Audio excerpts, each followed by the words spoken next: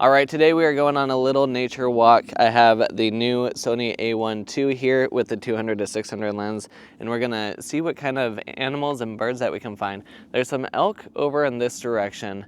They might be on private property, so we're gonna follow this trail and see how close we can get to them, if we can get decently close at all. I'm thinking that one's not gonna work, but over here we have a pond. Sometimes there's kingfishers there, lots of ducks. There is an owl housing too, but I haven't seen any owls there yet. So the whole point is just to test this out and see if I have my settings dialed in and see what we can find.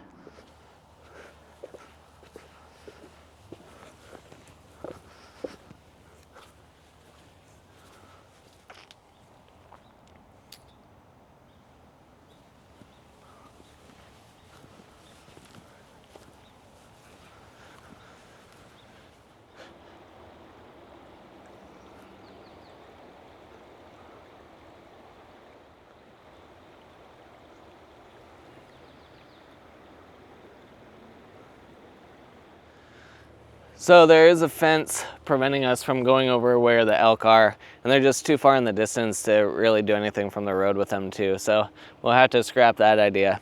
Now, we've come to this river a few times, and every time I would think there'd be eagles or something, osprey, waiting for some fish up here. Now, it's not really salmon season, so they're not running right now. Maybe in the fall there's a lot more eagles along here, but I haven't seen any the couple times that we have come. Now it looks like there's some herons over there up in the tree, and there might be something way down there. Again, both are way too far, but we'll walk along the river and see, maybe we'll get lucky. Maybe there is some birds of prey out here fishing. So we did find some juvenile eagles sitting in the tree over here. So that's good to know that they are hanging out around here. Now, there's not as much food opportunities for them as would be in the fall, but we've been seeing a lot of eagles the last couple weeks, just in the valley. On the a1ii right now, I have it on medium burst rate. Really don't need that because they're not moving, and I don't think they're gonna go flying anytime soon unless we spook them. But the eagles typically remain in the trees for a long time around here. They're very patient. I have my exposure compensation dialed to +1 because the background is very bright versus them, and by doing that I get a lot more detail in the birds themselves, so I don't have to lift up the shadows as much and add a bunch of noise to the images. For being this far away, actually, these aren't too bad of shots. With the A1, you can zoom way in. You have a lot of megapixels to work with, so you can go in, crop in quite a ways, and still have a decent image. A lot of times what you see is wildlife photographers, they don't show you how much they crop into images. So like for me, I look at these photos and I'm like, how do they get so close to these animals? Well, a lot of them are just cropping in quite a ways, and they have that megapixel room for the photos to still look good. So I want to show you the before and after photo for you to see just how small they are in this frame and how much I can pull out of that. Now, ideally, getting much closer to animals is a lot better. You want as much animal in the frame as possible.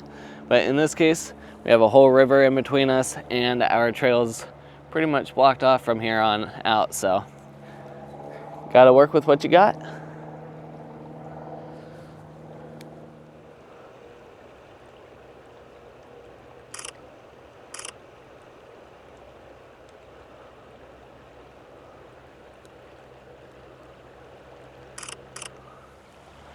So far we've been able to sneak up a little bit more on them. They don't seem to be worried about us at all. So they're so far very comfortable with us. They're not worried, probably because they're so high and we're not really a threat. So it would be really neat to come out on a pack raft and be on the river and get closer for stuff like this. But, you know, ideas for another day.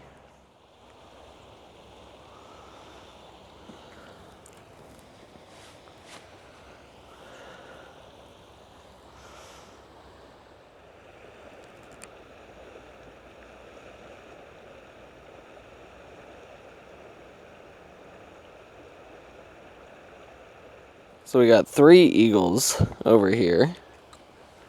They're all juveniles. That's what's been interesting is we had one section last week that had 27 eagles, and there was only 2 full-size adults. The rest were juveniles. So there's a lot of juveniles in this area right now. We have 2 in that tree and then 1 over there. And they all seem to be looking upriver. Right now I'm trying to set up one of my presets for filming. And that way I can go fast between filming and photos without a bunch of my settings getting reset.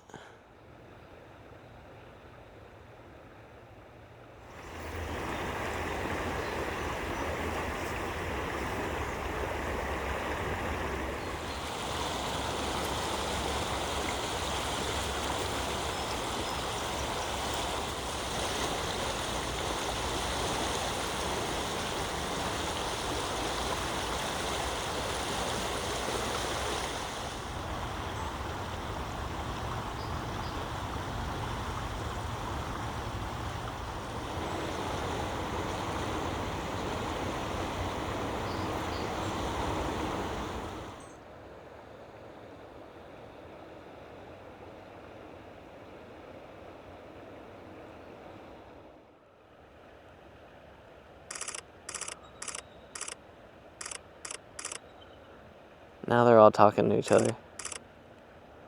Oop, oop, oop.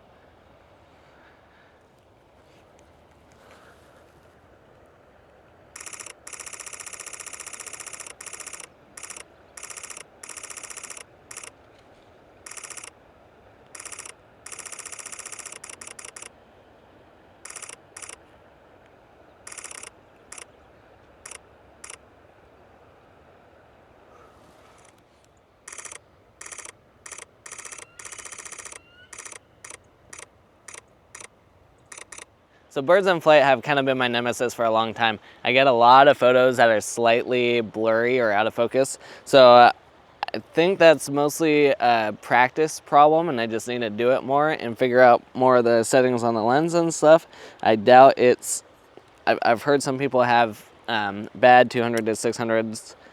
I'm assuming it's a me thing, not the equipment itself. When it comes to mammals, I'm a lot better at that, but birds move so fast. I don't know if it's me moving too quick or trying to keep up or what it is. So that's something I'm working on. Now with this camera, one of the new features compared to the A1 that it has is pre-capture. And when the eagles were flying around, I was actually running out of buffer space, and I haven't ever run out of buffer space before on the A1. So I was kind of looking at it and going, I have so many photos in the buffer queue, and it's because I have the pre-capture set to ½ a second. So that's just loading in so many extra photos that I probably don't need and filling up that buffer queue really fast. So I just adjusted it to 0.05 seconds to see if that's a little better. But if you get a camera that has pre-capture, that's something you want to play with because you can fill up your card very quickly. I'm assuming I have way too many photos to go through now unnecessarily because for the most part, they're just sitting in place, and I'm doing burst shots even then. So if they're sitting in place, I'm pre-capturing ½ a second. That's gonna be an additional 8 to 10 photos before the shots. And then I just have a lot of photos on here that I don't really need.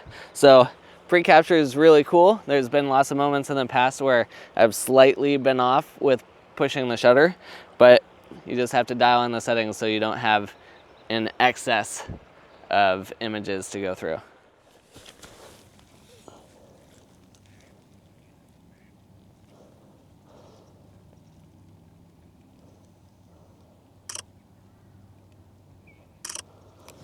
So there's almost always ducks here, but sometimes there's a little kingfisher that sits here too. and I haven't seen them the last couple times. And then herons visit here, and then over there, I think that's an owl house, is what we've kind of come up with. But it's always hard because the ducks always run away. They go to the opposite side.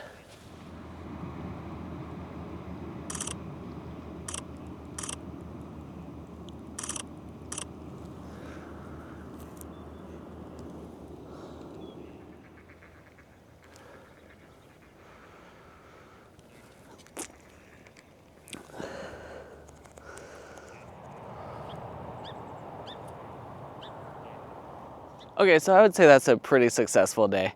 Now we're kind of at that point in the year where the birds are about to start migrating, so we should get a lot more birds coming through. But right now we just kind of have the ducks. We got the eagles, which I wasn't expecting, and then I haven't seen any herons anywhere close to us today. So I love shooting the herons, so I wish they were out. But yeah, big thing is getting out there, get some practice with your camera and your lens, figure out all your settings that you want and dial in how you like everything to operate. And then once you get back to your computer and you can blow up stuff, you can see if things are in focus or not, and then learn from it. So get out there, keep shooting, take as many photos as you can, keep practicing, and we will see you in the next one. All right, I wanted to show you just how much cropping and editing I did with these photos. And as you could see, we were standing quite a ways away from the eagles. So the nice thing with the Sony a1ii and the Sony a1 is you have a lot of megapixels to work with, so you can crop in quite a bit. Now taking a quick look at this looks like a pretty decent image, but we started with that. So there was a lot of cropping that I did to get the eagle somewhat large in frame.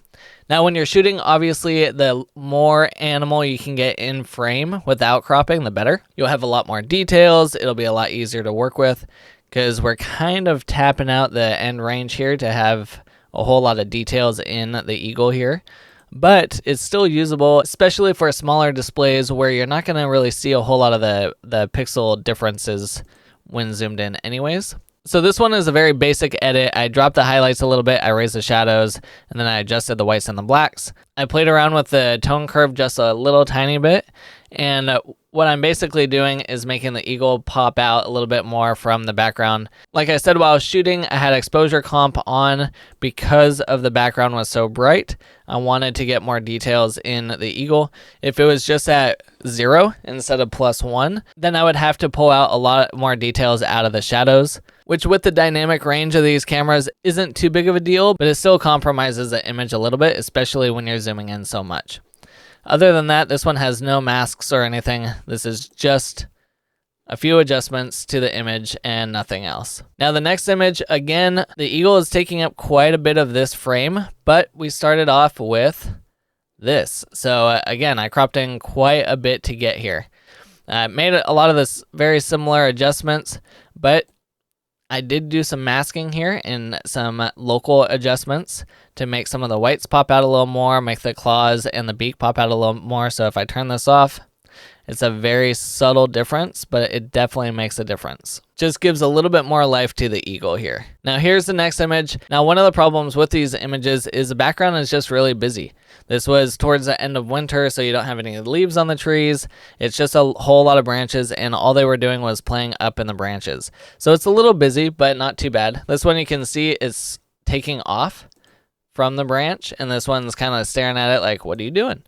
So again, a lot of global adjustments here.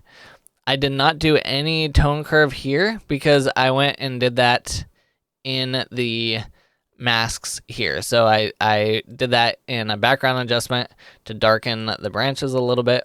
But overall, same thing. I brightened up some of the whites on the birds, brightened up the beak and the claws, just to make them pop and stand out from the background a little tiny bit. So little tiny adjustments like this go a really long ways for you to get the animal to really pop out of the background. The same situation here. Once again, we have a lot of crop going on, but I liked having the eagle swooping in and getting ready to land with the wingspan nice and open. I really wanted to highlight a lot of those whites in there. And so that's where the local adjustments come into play once again. to get that eagle to really stand out compared to the rest of the shot here. In the final image here, there was a cormorant that went shooting across the frame, and so I was able to capture a couple images of it. In this frame, it's cropped in a little bit, but overall not as much as I did other ones. Same thing, a little bit of global adjustments, and then the local adjustments to make it pop more from the background. And even with the 200 to 600, you still get a decent amount of background blur, which is great to help make the subject stand out. So this was the first time using the Sony a1ii with the 200 to 600, and I'm a lot newer to wildlife photography, but since then I'm getting a lot better. My composition's getting a lot better as well. And it really does make a difference getting a lot closer to animals as well. So we'll have more videos coming up of more trips outside chasing some wildlife with the Sony a1ii. And until then, if you enjoyed this video, hit the like button, subscribe to the channel, and we will see you in the next one.